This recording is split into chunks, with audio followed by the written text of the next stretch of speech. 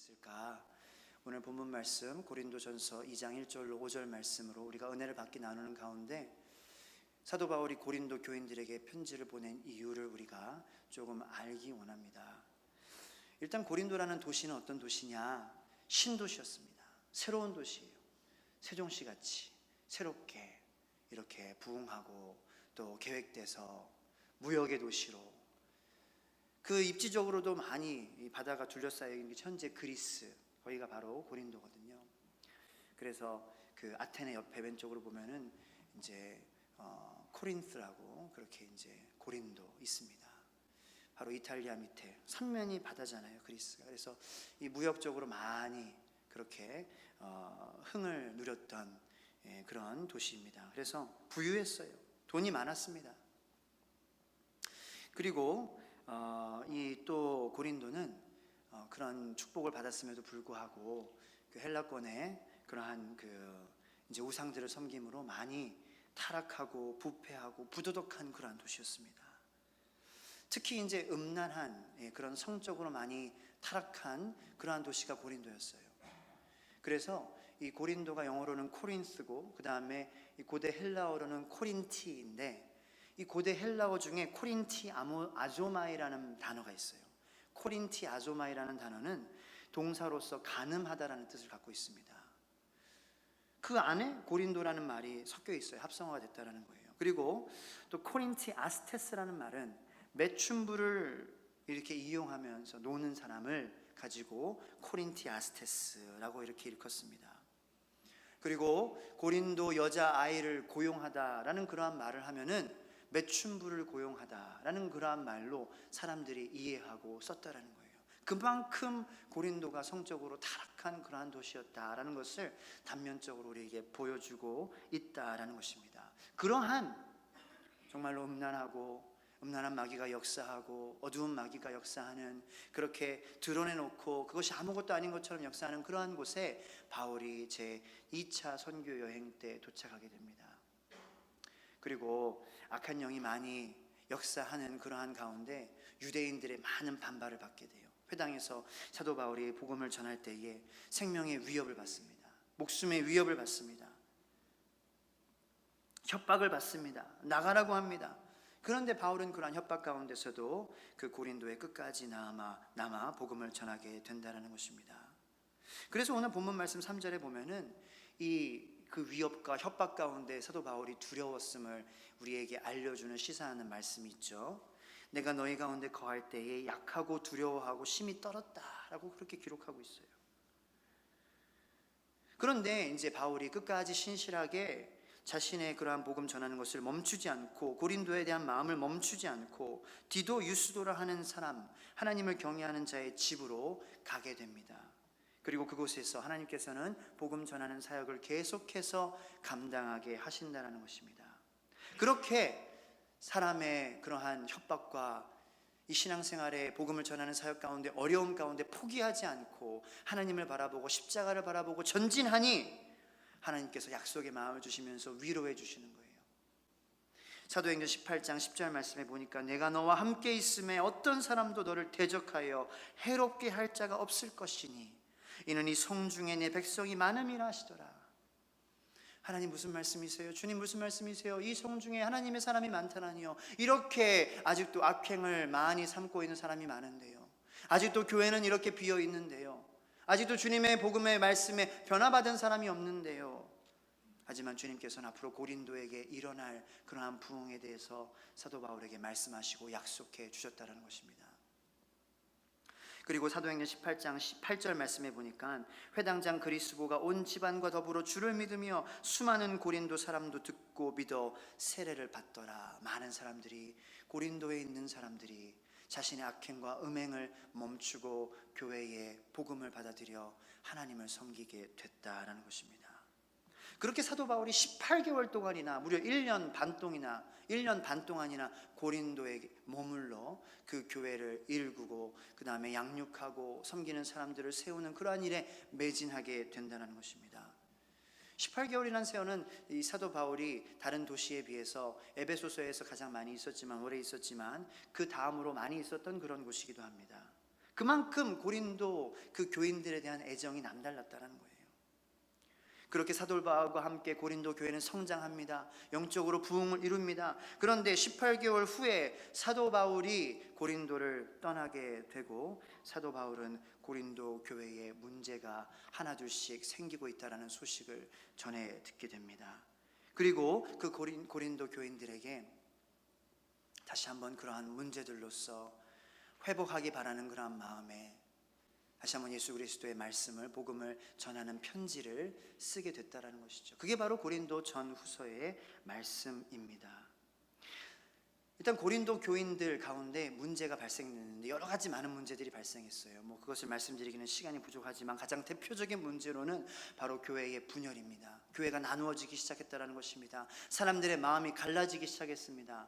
내가 너와 다르다라는 그러한 것을 처음에는 그런 십자가에 대한 사랑으로, 그리스도의 십자가로 극복하고 인정했지만 이 사도 바울이라는 그런 위대한 지도자가 떠나고 나서 그들의 마음 가운데, 신앙생활 가운데 그러한 사도 바울의 열정과 뜨거움이 모이는데 힘을 쓰는 그러한 마음이 아무래도 조금 사그라들고, 그러다 보니까 마음속에 있던 자신들이 이 둘러싸여 있었던 세상적인 가치관들을 교회 안으로 갖고 들어오고, 그것들이 잠복기를 거쳐 이제 드러나게 되는 그러한 일이 벌어짐으로 문제가 생기게 됐다는 거죠. 세상적인 가치관으로 분열이 생기게 된 거예요. 우리 현대 교회의 그런 문제를 어떻게 보면은 좀 같이 공통적으로 이렇게 보여주는 그러한 바로 이 본문 말씀이 아닌가. 고린도 교회의 문제가 이 시대의 고린도 교회만이 문제가 아니라 바로 우리 현대 지금 대한민국의 교회가 겪고 있는 문제도 바로 이러한 문제가 아닌가 생각을 해봅니다. 우리 교회도 나누어지고 분열하고 교회 안에서의 싸움이, 교회 안에서의 그러한 다툼이 있을 수도 있습니다. 충돌할 수 있습니다. 하지만 우리가 말씀 가운데 십자가의 그리스도의 사랑으로 나아가면은 그것이 해결받고 온전하게 되고 하나가 돼야 되는 그러한 역사가 있어야 됨에도 불구하고 십자가가 없으니까, 그리스도가 없으니까 세상에 나가서 해결해 달라 하는 것입니다. 그러므로 교회는 세상의 위에 존재하는 것이 아니라 세상의 밑에서 벌벌 기어다니고 있게 되는 것이죠. 교회는 하나님에 계신 성전이기 때문에 세상보다 위에 있어야 될 줄로 믿으시기 바랍니다. 그리고 교회 안에서 사람의 가치관, 세상의 가치관, 그런 것들을 놓지 못함으로 갖고 들어오고 그것이 역사하게 하고 그것으로 말미암아 내 안에 문제가 생기고 다른 사람들과의 문제가 생겼다는 거예요. 잘못된 성적, 도덕적 가치관을 완전히 내려놓지 못하고 교회 안에 들어오니 십자가에 대한 확신이 없으니, 그리스도에 대한 확신이 없으니, 내 안에 주님이 안 계시니 그것이 다시 작용하고 살아난다라는 것입니다. 이 고린도 교회에게 보내는 편지는 어쩌면은 지금 현재 대한민국에 살고 있는 우리 그리스도인들에게, 대한민국 교회에게 보내는 편지와도 마찬가지다라는 것입니다. 미국에 제가 이민 생활했을 때에 그냥 대수롭지 않게 알고 있었던 단어들이 두 개가 있습니다. 첫 번째 단어는 미국의 흑인 교회를 지칭하는 단어입니다. 바로 아프리칸 아메리칸 처치라고 하죠. 아프리칸 아메리칸 처치라고 하면은 흑인 교회라고 우리가 얘기하는 교회예요. 그리고 그 교회는 흑인들만 있습니다. 정말로. 그리고 백인들 교회가 또 따로 있어요. 백인들 교회는 백인들만 나오는데 그 교회는 화이트 처치라고 합니다. 그런데 교단을 떠나서 어떤 특정한 지역에 특정한 인종만이 환영받는, 특정한 인종만이 들어와 같이 예배할 수 있는 그런 교회가 존재한다는 거예요. 저는 이제 그것을 아무것도 대수롭지 않게 그냥 사용했죠. 그냥 같은 인종끼리 모이면 편하고 이렇게 하니까 그렇게 하는구나. 흑인들끼리 이렇게 모이면은 더 흑인들끼리 이렇게 할 수 있는 그런 게 더 누릴 수 있는 게 많이 있으니까 그냥 그렇게 하는구나. 그냥 백인들, 그러게 교회는 백인들끼리 모여서 그냥 이렇게 예배 드리는 게 편하니까, 또 자기들의 건 나눌 수 있는 그런 게 있으니까 그렇구나. 대수롭지 않게 느꼈습니다. 그런데 이제 와서 생각을 해보니 그러한 흑인 교회, 아프리칸 아메리칸 처치, 백인 교회, 화이트 처치, 같은 언어를 써요. 언어가 달라서 어쩔 수 없이 그렇게 따로 다른 인종이 모이는 것이 아니에요. 하지만 그들이 그 미국의 역사 가운데 아픈 상처로 그런 인종 간의 차별의 그러한 가치관을 아직도 버리지 못하고 지금까지도 그것을 마음 가운데 가지고 있으므로 흑인들만이 예배하는 곳에 백인들이 들어오면 불편해지고, 백인들이 예배하는 그러한 곳에 흑인들이 들어가면 예배할 수 없고 환영받지 못하는 그러한 교회가 지금도 많다라는 것입니다. 그러한 교회 가운데 저는 과연 거기에 하나님이 계실까? 세상적 가치관, 인종적 그러한 차별적 가치관을 버리지 못하고 우리끼리만 예배하는 그러한 것을 추구하는 저들의 예배를 하나님께서 기쁘게 받으실까라는 그러한 질문을 오늘 말씀을 준비하면서 하게 되었습니다. 그리고 어떻게 보면 우리가 욕할 수 없는 그러한 모습이 우리에게도 있다라는 것입니다. 우리도 같은 한국 사람이지만 어디 출신이다, 우리도 금을 걷잖아요. 너는 저기 출신이냐, 나는 저기 출신이므로, 여기 출신이므로 같이 함께 할 수 없다라는 그러한 마음가짐을 우리도 갖고 있지 않냐라는 거예요. 우리도 외모를 보고 판단하지 않냐라는 거예요. 이 가운데에 온몸이 화상으로 다 이렇게 얼그러진 사람이 들어온다라면 저 사람 괴물 같다라는 그러한 말을 우리가 하지 않으리라는 그러한 마음밭이라는 그러한 보장이 있냐라는 거죠.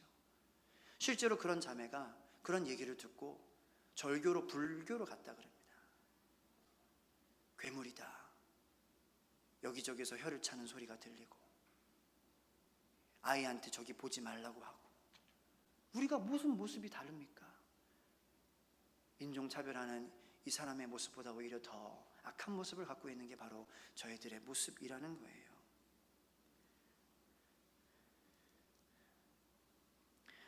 나와 다른 사람을 인정하지 않는 그러한 세상적 가치관을 버리지 않고 형제 자매들을 대하고 하나님께 속한 형제 자매라는 생각을 잊어버리게 되므로 교회가 분열하게 된다는 거죠.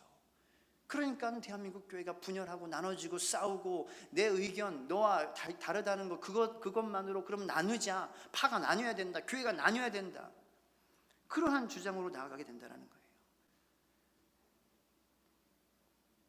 교회 안에서의 문제만이 아니죠. 우리 자신에서도 세상적 가치관과 신앙적 가치관이 대립하여서 우리가 문제를 경험하게 되지 않습니까? 우리 신앙생활 어떻게 보면 잘한다라는 그런 의미가 이 두 가지 마음에 공존하는 가운데 우리가 좀 더 성령님께서 원하시는 방향으로 결정하고 우리가 사람들을 대하고 언어를 사용하고 그렇게 마음가짐을 갖는 게 신앙생활을 잘하는 것이다 라는 그러한 의미로 우리가 또 신앙생활을 하기도 하잖아요. 우리 마음 가운데 세상적 가치관과 그러한 성경의 가치관이 대립하고 있는 가운데 우리가 매일 고민하고 또 때로는 세상적 가치관 우리가 이김으로 희열을 느끼기도 하지만 세상적 가치관이 그 세상의 마음이 우리 그리스도의 마음, 그 하나님의 가치관, 그것보다 우리가 더 그것을 크게 여겨 우리 마음이 어려워지고 무거워지는 그런 경험을 할 때도 있다는 거죠. 신앙생활을 열심히 하는 형제가 어느 날 저에게 찾아와서 상담을 합니다. 자기 부모님이, 자기는 열심히 교회를 다니는데 부모님은 교회를 안 다니는데 부모님이 이혼을 한 거예요. 그래서 몇 년이 흘러가지고 이제 아버지가, 그래도 이제 아버지들은 이렇게 좀 외롭잖아요. 더 외로움을 많이 타잖아요, 여자들보다. 그래서 이렇게 여자친구를 이렇게 사귄 거예요. 그래서 이혼했으니까 그래서 이제 자기의 집에도 이렇게 같이 살게 하고 이제 그런 거예요. 그래서 이 아들이 아버지의 집에도 근데도 찾아가고 또 찾아가서 이 아빠의 여자친구 동거하는 분하고 같이 이제 얘기도 하고 그렇게 이제 친구처럼 지내는 거예요. 그런데 어느 날 엄마가 그 사실을 알고 아들을 부릅니다. 그러면서 아들을 보면서 대성통곡하면서 너 어떻게 그럴 수 있냐? 네가 아버지의 집에 가는 거는 아빠와 그 여자의 관계를 인정하는 게 아니냐? 어떻게 그렇게 엄마의 마음에 대못을 박을 수가 있냐? 라고 그렇게 아들한테 그렇게 말을 하는 거예요. 이 아들의 마음이 무거워지는 겁니다. 그러면서 조언을 구하는 게, 목사님, 하나님이 원하시는 거는 내가 이 아버지를, 맞아요, 용서하는 마음이 완전히 회복된 게 아니에요. 하지만 내가 찾아가고 이 아버지 여자친구에게 내가 말을 걸어주고 들어주고 그렇게 하려는 것은 예수님의 사랑을 어떻게 좀 전해서 하나님이 기뻐하시는 방향으로 내가 살아야 되지 않을까라는 그러한 마음에 내가 그렇게 하고 있다라는 거예요. 그런데 엄마가 그렇게 얘기하니까 엄마의 말을 듣고 나니까 내가 괜히 그러는 것 같고, 엄마에게 상처를 주는 게 내가 그러면 안 되는데라는 생각을 하는데 내가 어떻게 하면 좋겠냐라는 그런 거예요. 이거는 조금 긍정적인 예의죠. 왜냐하면 이 청년이 하나님의 그런 원하시는 방향으로 살기 위해서 고민하는 그러한 고민이 아니겠습니까? 그런 신앙적 가치관과 세상적 그런 인간적 가치관과 대립할 때에 좀 더 신앙적 가치관으로 내가 결정하기 위해서 고민하고 있는 그러한 모습. 그러한 두 가지 마음이 공존하는 마음은 참 힘들죠. 어렵습니다. 에너지 소비가 돼요. 다른 두 가치관, 다른 두 마음이 내 안에서 씨름을 한다는 것은 굉장히 피곤한 일입니다. 제가 알아요. 제가 그런 삶을 살아봤기 때문이에요. 한쪽에는 하나님을 사랑하는 마음, 신앙적으로, 성령적으로, 성령이 원하시는 그러한 방향으로 내가 나가고 싶은 마음이 있지만, 한쪽에서는 그러한 세상적 쾌락과 그것을 버리지 못하는 마음이 서로 대립할 때에 피곤해지는 거예요. 전에 단군교회 교주를 했던 박혜영이라는 여자가 있습니다. 굉장히 유명한 여자였어요. 점을 잘 봤거든요. 많은 사람이 그를 찾아왔다고 합니다. 그런데 어떤 일이 벌어져가지고 예수님을 믿게 된 거예요. 우상을 버리고 온전히 하나님께 자신을 드리고, 그의 삶의 이야기가 큰 간증이 돼서 여기저기서 막 불려가지고 얘기를 전하게 됩니다. 그래서 이런 복음 방송, 그 방송국이 지방마다 다 있잖아요. 그래서 뭐 여기 대전 CBS 따로 있고, 저기 뭐 서울 CBS 따로 있고, 그래서 전국으로 막 다니면서 얘기를 하는데, 한 지방 방송국에 딱 가가지고 프로그램에 딱 출연하게 된 거예요. 그런데 그 프로그램의 호스트, MC, DJ를 딱 봤는데 어디서 많이 본 사람 같더래요. 어디서 봤지? 슈퍼에서 만났나? 우리 동네에 사는 사람인가? 생각이 안 나는데 갑자기 딱 생각이 났더래요. 1년에 한 번씩 꼭 점 보러 오는 그러한 신실하게 오는 여자가 있었는데 그 여자였던 거예요. 물론 그 여자는 몰랐겠죠. 그런데 저는 그 이야기를 듣고 그 라디오 프로그램을 진행하는 그 여자의 삶이 얼마나 힘들고 피곤할까, 안타까운 마음이 들었습니다. 교회 안에는 있지만 그 교회 안에서 주님을 믿음으로 온전히 마음을, 세상의 가치관을 다 내려놓고 신앙적 가치관으로 그렇게 살아 천국에 들어갈 그러할 표를, 세상적 가치관을 이기지 못하고 미래에 대한 그러한 불확신 가운데 인간적인 마음으로 해결해보자 하는 마음으로 천국 표를 던져버리는 어리석은 짓을 하고 있는 그러한 여인, 그리고 앞에서는 믿음이 좋은 그러한 라디오 방송의, 기독교 라디오 방송의 프로그램의 호스트로서 그렇게 다른 사람 앞에 가면을 쓰고 마음에 있는 것을 숨기면서 살아갈 수밖에 없는 불쌍한 그 사람의 모습을 보며 안타까운 마음이 들지 않을 수 없었습니다. 과연 성경 속에서는 이런 두 마음에 대해서 어떻게 얘기하고 있을까? 우리는 알죠. 이 두 마음을 가진 게 힘들다라는 거. 한쪽 마음을 버리고 한쪽에 그냥 그렇게 충성하는 것이 오히려 가벼워지고 쉬운 그런 삶을 살 수 있는 길인데, 여기 만족하게 하랴, 여기 기쁘게 하랴, 저기에 또 내가 빠져서 내가 또 기쁨을 누리고 쾌락을 누리랴, 그리고 드러내고자 이렇게 하려고 하니까 또 이렇게 못하겠고, 안 모이는 곳에서 몰래 하니까 얼마나 스트레스 받습니까? 그리고 그런 죄책감을 가지고 주님 앞에 나와 예배드리는 마음이 얼마나 무겁습니까? 성경 속에서는 그런 두려운 마음에 대해서 이렇게 말씀합니다. 야고보서 1장 7절 8절 말씀에 이런 사람은 무엇이든지 주께 얻기를 생각하지 말래요. 두 마음을 가진 사람은 주께 얻기를 생각하지 말라. 두 마음을 품어 모든 일에 정함이 없는 자로다. 야고보서 4장 8절 말씀에 하나님을 가까이 하라, 그리하면 너희를 가까이 하시리라. 죄인들아 손을 깨끗이 하라. 두 마음을 품은 자들아 마음을 성결하게 하라. 호세아 10장 2절 말씀에는 그들이 두 마음을 품었으니 이제 벌을 받을 것이라. 하나님이 그 제단을 쳐서 깨뜨리시며 그 주상을 허시리라. 그런데 우리 마음에 두 마음이 저에게는 있습니다.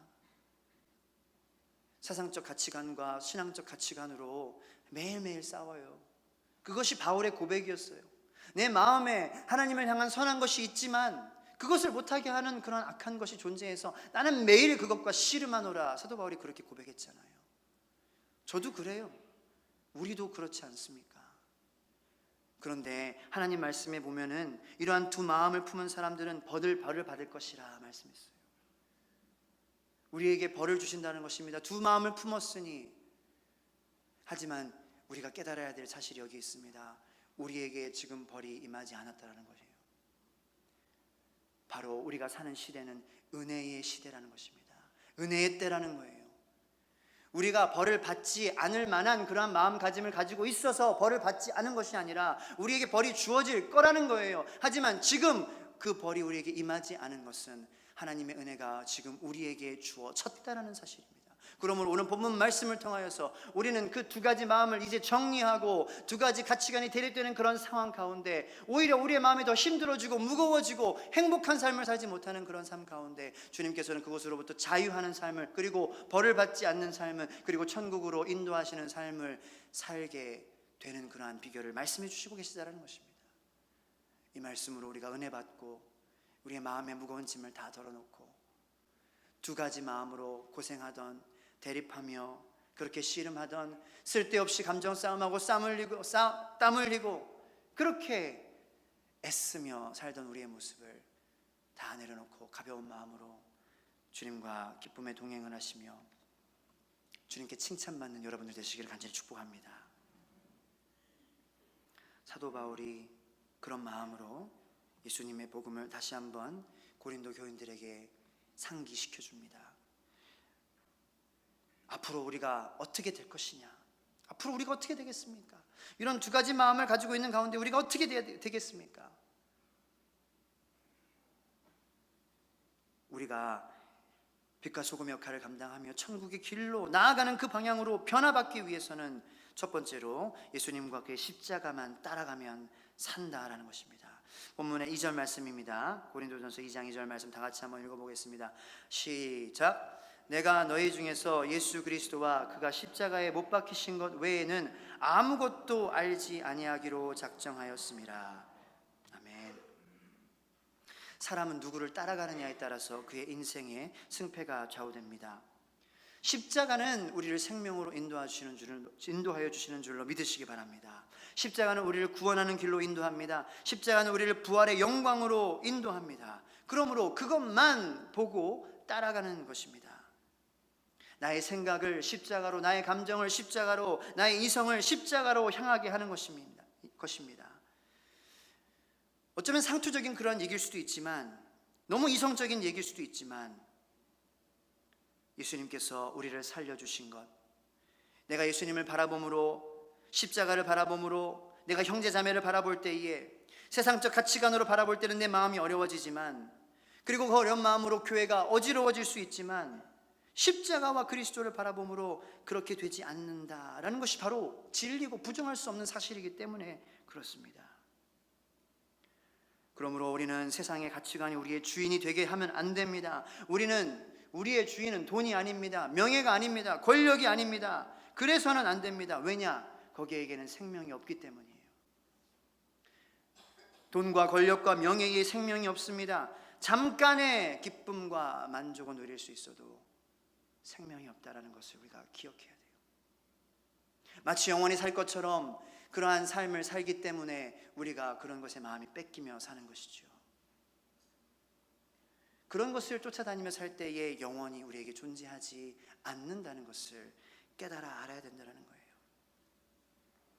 그래서 교회는 어떠한 교회가 능력의 교회냐, 사람이 많이 모이는 교회가 그러한 능력의 교회고 교회의 목적이 아니라는 거예요. 능력의 교회, 교회의 목적이 구원받는 수가 몇 명이냐가 그게 중요하다는 게 아니에요. 그게 기준이 된다는 게 아니에요. 교회가 교회 되는 것은 하나님의 가치관을 가지고 살려고 하는 사람이 몇 명이냐라는 거죠. 그것이 중요하다는 것입니다.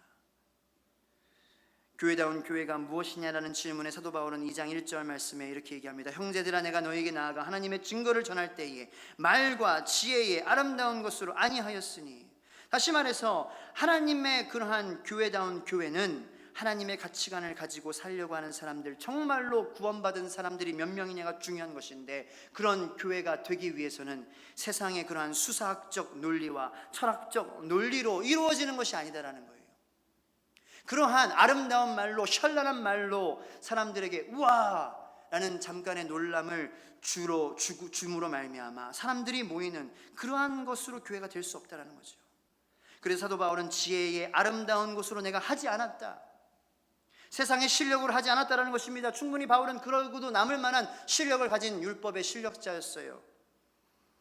논리가 있는 사람이었습니다. 하지만 사도 바울은 단순히 예수 그리스도의 십자가와 그 그리스도의 복음만을 전했습니다. 막 말을 멋있게 하려고 하지 않았어요. 자신의 세상적 그러한 가치관들, 세상이 중요하게 여기는 그러한 가치관들을 버렸다라는 것이죠. 그것이 그리고 그들을 변화시키고 하나 되고 온전케 했다라는 것입니다. 그러므로 우리도 세상의 가치관, 그것이 우리에게 잠깐 기쁨과 만족을 줄 수 있는 것을 우리가 부인할 수는 없겠지만, 교회를 교회다운 교회로, 신앙을 신앙다운 신앙으로 만드는 것은 그것이 아니라는 것을 깨닫는 것이 중요하다는 것입니다. 결과는 뻔합니다. 세상의 가치관에 그렇게 입각해서, 그렇게 기초해서 우리의 신앙이 세워지고 교회가 세워진다라고 하면은 무너질 수밖에 없고 분열할 수밖에 없는 것이 바로 우리의 모습이라는 거예요. 물론 귀를 즐겁게 하는 것이 중요하죠. 요새는 또 감성이 대세인 시대가 아니겠습니까? 그래서 감성을 이렇게 터치하는 그러한 것, 이제 신드롬도 이렇게 선전할 때도 감성을 건드리는 그러한 광고로 우리에게 많이 다가오는데, 그것도 좋지만 더 중요한 것이 있다라는 거예요. 그것은 예수님께서 우리의 주인이 되어주시는 거예요. 예수님께서 우리의 주인이 되어주시고 감성도 그렇게 우리에게 좋게 우리가 느낄 수 있는 것이면 좋죠. 하지만 그렇지 않은 것이라면은 구원받는 이성이 더 중요하다는 거예요. 사도 바울이 그래서 인기가 없었어요. 왜냐? 감성을 터치하는 그런 사람은 아니었거든요. 제가 좋아하는 목사님 중에 이찬수 목사님이 계신데, 물론 신학적으로도 이성적으로도 탁 논리가 분명하시죠. 근데 감성을 탁 건드리는 그러한 실력이 있으세요. 그래서 그 설교 말씀, 저도 이렇게 감성을 터치받아가지고 막 이렇게 감동받고 막 눈물도 흘리고 그렇습니다. 웃기도 하고. 그런데 이 사도 바울은 참 인기가 없었어요. 왜냐? 이성적인 것만을 탁 강조했거든요. 사도 바울이 오로지 말한 거는 그거예요. 네가 힘드냐? 왜 힘든지 알아? 기도 안 하기 때문이야. 그리스도가 없기 때문이야. 그리스도를 마음에 품어야 된다. 하나님께 속해야 된다. 그러면 풍성해질 수 있다. 이것이 사도 바울이 계속해서 자신의 바울 서신 가운데 하는 그러한 반복되는 말입니다. 사실 맞는 말이죠. 그런데 감성적이지가 않잖아요. 그래서 본인도 본인의 인기 없음을 알아요. 그래서 자기가 고린도인 그 교인들에게 편지를 써놓고, 그 편지로 상처받으면 어떡하지? 내가 너무 이성적인 사람인데, 너무 냉철한 사람인데, 하지만 부정할 수 없는 진리잖아요. 하지만 그의 마음은, 하나님을 향한 마음은 진정하잖아요. 진리잖아요. 진실하잖아요. 그런데 걱정되는 거예요. 나의 그러한 너무 강직한 모습으로 이 고린도 교인들이 시험에 들진 않을까. 거기 고린도후서 7장 8절 이렇게 기록이 되어 있습니다. 실제로 그러므로 내가 편지로 너희를 근심하게 한 것을 후회하였으나, 자기가 써놓고 내가 너무 감성적이지 못해서 상처를 주면 어떡하나. 그런데 그런 사도 바울의 감성적이지 못한 약점을 이기게 하는 것이 있었다라는 거예요. 모든 것을 다 극복할 수 있는 것이 있었다는 것입니다. 그것이 바로 예수 그리스도의 십자가의 사랑이라는 것입니다. 그래서 고린도전서 13장은 이 사도 바울이 하나님의 그러한 사랑, 또 자신이 하나님을 향하여 가지고 있는 그러한 진정성 있는 하나님의 절대적인 사랑을 이야기하는 사랑장입니다. 그리고 그러한 사랑으로 내가 너희를 사랑한다 라는 말을 이렇게 직접적으로도 안 하죠. 왜냐하면 사도 바울은 손발이 오그라드는 그런 말을 굉장히 못했거든요. 하지만 간접적으로 이렇게 말하는 거예요. 내가 사람의 방언과 천사의 말을 할지라도 사랑이 없으면 소리나는 구리와 울리는 꽹과리가 되고, 내가 예언하는 능력이 있어 모든 비밀과 모든 지식을 알고 또 산을 옮길 만한 모든 믿음이 있을지라도 내 안에 사랑이 없으면 내가 아무것도 아니요. 하나님의 나를 향한 절대적 사랑이 있다. 너희들을 향한 하나님의 절대적 사랑이 있다 라는 것을 사도 바울이 이야기하며, 그런 하나님을 향한 나의 사랑, 진정성 있는 사랑이며 내가 그로 말미암아 너희들을 진짜 사랑한다 라는 그러한 사도 바울의 사랑이 자신의 감성적이지 못한 철저하게 이성적이었던 그러한 차가운 하지만 진리였던 그의 메시지를 그 고린도 교인들의 마음속 가운데 진심이 담겨져서 전달되게 했다라는 것입니다. 그로 말미암아 고린도 교인들이 변화받기 시작해요. 바로 예수님의 사랑으로 말미암아, 그리스도의 사랑과 십자가로 말미암아 그들이 세상적 가치관과 세상의 마음을 버리기 시작했다라는 거예요. 그러므로 우리를 변화시키는 것은 무엇이냐? 예수 그리스도의 십자가와 사랑, 예수 그리스도의 십자가와 그 죽으심, 바로 하나님의 절대적인 우리를 향한 사랑이라는 것입니다. 그리고 사도 바울은 그 소식을 듣습니다. 편지로 인하여서 이 고린도 교회 교인들의 마음 가운데 세상적 근심이 아니라 하나님의 근심이 자리 잡기 시작했다라는 거예요. 고린도후서 7장 9절 10절 말씀에 내가 지금 기뻐함은 너희로 근심하게 한 까닭이 아니요 도리어 너희가 근심함으로 회개함에 이른 까닭이라. 너희가 하나님의 뜻대로 근심하게 된 것은 우리에게서 아무 해도 받지 않게 하려 함이라.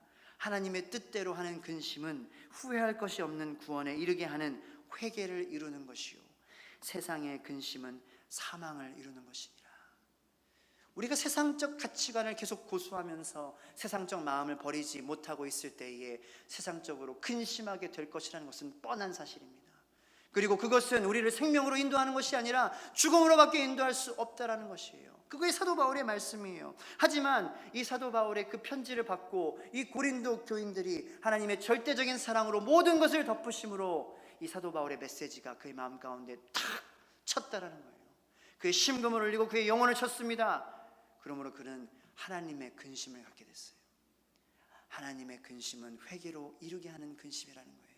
생명에 이르게 하는 근심이라는 거예요.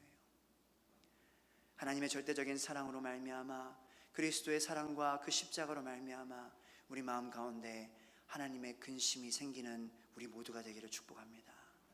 하나님의 근심이 생겨서 우리가 비통해하며 하나님 내가 잘못했습니다, 살았습니다, 잘못 살았습니다, 내가 버리지 못했습니다 라고 그렇게 회개하며 나아가게 된다는 것입니다. 마지막으로 앞으로 우리가 어떻게 되겠습니까? 잘 돼야 될 줄로 믿습니다.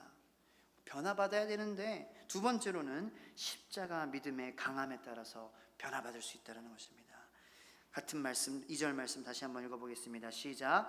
내가 너희 중에서 예수 그리스도와 그의 십자가에 못 박힌 것 외에는 아무것도 알지 아니하기로 작정하였음이라.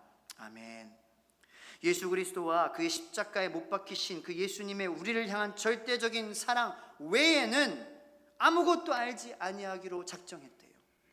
다시 말해서 주님을 사랑하는 것도 그 절대적인 사랑을 깨닫고 그 사랑을 내 마음 가운데 품고 살아가는 그러한 정도도 여러 가지다라는 것이죠.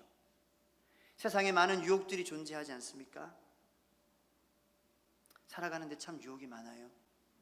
유혹만 없고 시험만 없으면 우리 신앙생활 참 쉽게 잘할 수 있을 것 같은데, 그렇죠? 유혹이 많아서, 어려움이 많아서 우리가 신앙생활 가운데 어려움을 겪을 때가 있다라는 것입니다. 힘들어할 때가 있다라는 거예요.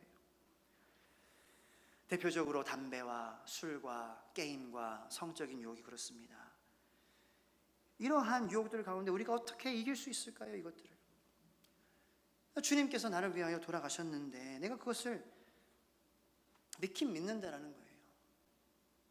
하지만 그 믿음의 정도가 하나님의 나를 향한 절대적인 그러한 사랑의 강함이 얼마나 있느냐라는 것입니다. 그것이 커지면 커질수록 처음에는 내가 이것도 참지 못하는데 어떻게 내가 나아갈 수 있는가?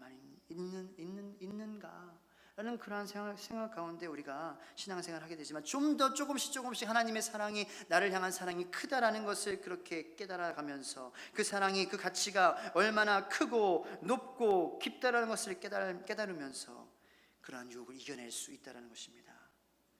되게 상투적인 그런 말이죠. 하나님의 나를 향한 사랑을 크게 여김으로 내가 유혹을 이겨낸다. 그런데 진짜로 그렇다라는 것이에요. 나를 향한 하나님의 그러한 사랑이 크다라는 것을 내가 점점 더 느끼는 마음, 그러한 마음으로 나아갈 때에 내가 엉뚱한 방향으로 나가는 것도, 전진하게 되는 것도 막아주는 그런 역할을 하게 된다는 것입니다. 십자가의 그러한 나를 향하신 하나님의 절대적인 사랑을 내가 크게 깨달음으로 말미암아 내 마음 가운데 죄사함을 불러 일으킨다라는 말입니다. 그리고 내가 죄사함을 일으켜 이 마음밭 가운데 마귀가 역사하지 않는, 먹을 것이 없어서 사라지는 역사가 있게 된다라는 것입니다. 바로 십자가의 보혈로 공중의 권세가 사로잡히게 되는 그러한 역사가 있게 된다라는 것이죠. 때로는 내가 하나님을 나를 향한 그러한 사랑이 크다라는 것을 점점 깨달음으로 내 마음 가운데 하고 싶은 생각, 하고 싶은 말, 하고 싶은 행동을 스톱할 수 있는 실력이 생긴다라는 거예요. 나의 세상적 가치관대로 판단하고 잣대를 삼지 않고 멈추는 것입니다. 내려놓는 것입니다. 내려놓는 것에 재미를 보게 되는 것이죠. 버리는 것에 기쁨을 경험하게 되는 거예요. 저는 있잖아요, 굉장히 우유부단한 사람입니다. 제 성격은 미국에서도 오랫동안 그렇게 삶을 살고, 제 또 이렇게 배를 보시면 알잖아요. 이렇게 성격이 좀 이렇게 원만하고 막 칼 같지 않다라는 거예요. 그런데 이런 말이 있습니다. 담배를 끊는 사람하고는 친구도 하지 말아라. 독하다는 거죠. 그런데 제가 담배에게 다 이렇게 매여서 살았던 때가 있었어요. 오랫동안 그렇게 매달려 있었습니다. 그렇게 나오지 못하는, 막 내 힘으로 막 끊어보려고 막 엄청나게 노력을 했어요. 그런데 언제 한 번에 단 하루 만에 끊게 해주셨냐? 하나님의 사랑이 크다, 크다, 크다. 그 크심이 탁 폭발하는 순간 하루 만에 탁 끊겨버렸어요. 전날까지만 해도 갈팡질팡하던 내 모습이 하나님을 만남으로 즉석에서 변하게 됐다는 것입니다. 저 그런데 너무 독하게 보시지 마기 바랍니다. 그런 사람은 아닙니다. 저같이 중독에 끌려 살던 사람, 술도 그리고 성적인 중독도 있었습니다. 하지만 하나님께서 하나님의 절대적인 사랑을 보게 하시고, 그 하나님의 사랑이 나를 향한 사랑이다라는 것을 깨닫게 해주시니까 그것을 내려놓는 재미가, 하나님의 사랑 안에 들어가는 중독이 나를 더 세게 당기는 거예요. 이것을 버리고 이것을 내려놓고 하나님께 나아가니까 그 중독이 더 그 중독보다 세게 느껴지는 거예요. 더 묘미가 있습니다. 더 쾌락을 누립니다. 더 기쁨을 누립니다. 그리고 더 이상 무거워지지 않아도 되거든요. 더 이상 눈치 보지 않아도 되거든요. 더 이상 묶여 있지 않아도 되거든요. 제 힘으로 한 것이 아니요, 어떤 그러한 다른 삼자의 그러한 힘을 빌려서 한 것도 아니요, 오직 하나님의 나를 향한 절대적인 사랑이 크다라는 깨달음 가운데, 그것이 다른 어떤 것들보다 더 제일 위에 있다, 그러므로 다른 것들을 내가 다 배설물로 여긴다라는 그러한 하나님의 사랑의 강함, 그러한 정도가 커짐으로 내 삶 속에서 그러한 기적이 일어나게 됐다는 것입니다. 그렇게 하나님께서 저를 준비하셨던 것 같아요. 이렇게 목회를 하게 하시려고. 그래서 지금은 물론 내가 완전한 죄로부터 다 프리가 된 건 아니죠. 하지만 결정적으로 나의 발을 묶고 있었던 그러한 도덕적으로, 성적으로 부패한 것들을 다 멈추게 하셨다는 거예요. 부족한 저도 하나님께서 이렇게 나를 많이 사랑하심으로 멈추게 하시고 버림으로 기쁨을 누리게 하시는데, 하나님께서 성도님들을 저보다도 더 많이 사랑하시는 줄로 믿으시기 바랍니다. 그러므로 여러분들도 기뻐하고 자유하고 즐거운 그러한 신앙생활을 할 수 있다는 거예요. 그렇게 제 마음 가운데 세상적 가치관을 내려놓고 신앙생활이 가벼워지고 재밌어지니까 상대방하고 대립하고 이렇게 맞서는 것도 재미없어지는 거예요. 내가 더 낫다라고 그렇게 여겨지는 것이 중요하게 생각하는 사람들도 많이 있어서 분열하게 되는데, 그것이 이제 나한테 중요하지 않다라는 거예요. 그래, 내가 좀 억울하면 어때? 내가 좀 인정 못 받으면 어때? 앞에 계신 분이 저 인정받으면 좋지라는 마음을 가지게 되죠. 화합하고 좀 온전하게 되고 하나가 되는 그러한 마음에 내 마음이 더 끌리게 된다는 거예요. 살아가는 일이 어떠십니까? 힘들지 않으십니까? 이 십자가의 능력은 단순히 우리를 유혹을 이기는 정도의 능력이 있게 하는 것이 아니라 우리를 아주 수준이 높은 능력자의 삶으로 인도하는 능력이 있는 줄로 믿으시기 바랍니다. 물론 그것이 중요하죠. 그 십자가의 그러한 능력으로 우리가 죄사함 받고 구원받고 천국에 가는 것이 중요합니다. 하지만 그것보다도 더 많은 약속들이 비밀이 숨겨져 있다는 거예요. 그 십자가의 능력 안에는 우리를 세상에서 능력자로 살게 하는 그러한 능력이 있다는 것입니다. 그것이 바로 신명기 28장 1절에 기록되어 있습니다. 내가 내 하나님 여호와의 말씀을 삼가 듣고 내가 오늘 내게 명령하는 그의 모든 명령을 지켜 행하면 내 하나님 여호와께서 너를 세계 모든 민족 위에 뛰어나게 하실 것이라. 예수 그리스도의 십자가의 보혈의 능력은 여러분들을 세계 모든 민족 위에 뛰어나게 하실 만큼 능력자로서 세우실 만한 능력이신 것을 믿으시며, 그런 하나님의 크시고 절대적인 사랑 가운데 내가 그 십자가를 따라가며 세상적 가치관을, 두 가지 마음을 품었던 세상적 마음을 내려놓고 고린도 교인들처럼 양다리 걸치게 했던 그러한 믿음을 내려놓고 뻔한 그러한 악한 결과가, 부정적인 결과가 있는 그러한 마음을 내려놓고 예수 똑바로 믿는 우리 세종천성교회가 되기를 간절히 축복합니다.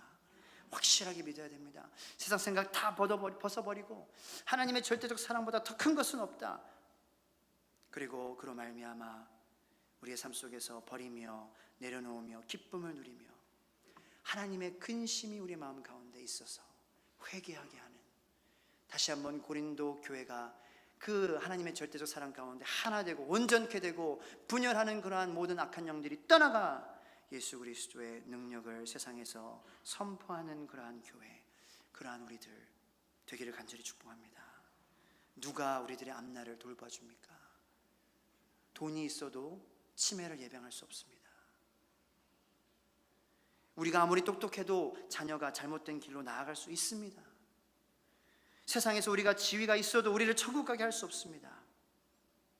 교회 다녀도 내 가치관을 내려놓고 주님을 의지해야 할 줄로 믿습니다.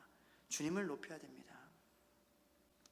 우리가 그렇게 세상적 가치관을 내려놓고 하나님께 온전히 붙들린 바 되어 다른 것들을 다 배설물로 여기는 삶을 살 때에 우리의 자녀들이 축복받게 될 줄로 믿으시기 바랍니다.